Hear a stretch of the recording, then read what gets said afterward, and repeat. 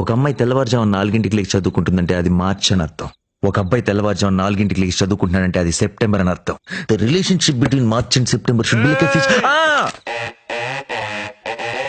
అమ్మా నాన్న మీకోసం కాలేజ్కి వెళ్తాను, MBA చదువుతాను, అమ్మాయిని ఫాలో అవుతాను. ఇప్పుడే చూసి అప్పుడే లవ్ ఏంట్రా? అసలు నన్ను ఎందుకు లవ్ చేయాలనుకుంటున్నావు? ఒక్క రీజన్ చెప్పు. ఏ అబ్బాయి నేను ఎందుకు లవ్ చేయకూడదు? ఒక్క రీజన్ చెప్పు. పొట్టి నిన్నే. ఏంట్రా పుట్టి? ఇవ్వనా పుట్టి? వాడు నేను లవ్ లో పడేదాకా డిస్టర్బ్ చేస్తానన్నాడు. నిన్ను లవ్ లో పడేసేవాడేవట్రా?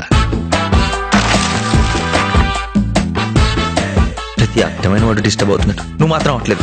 ఏ పోయి కాలం. అన్నయ్య గారు, మీ అమ్మాయి చాలా అందంగా ఉంటుందని బయట మంచి టాక్ ఉంది. ఇదెక్కడ దిక్కుమాలిన ఫ్యామిలీ రా బాబు, మొత్తం ఒకేలా ఉన్నారు.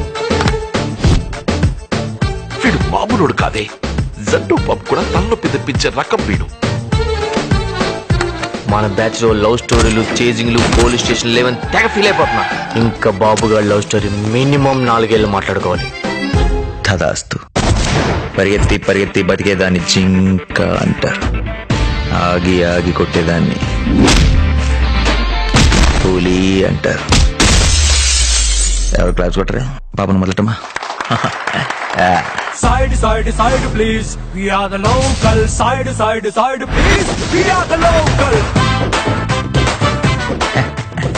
ఏంటి దీనికి ఎంత షాక్ అయిపోతున్నావు? నెక్స్ట్ సీన్ చూడు, మంచి క్రేజీగా ఉంటుంది.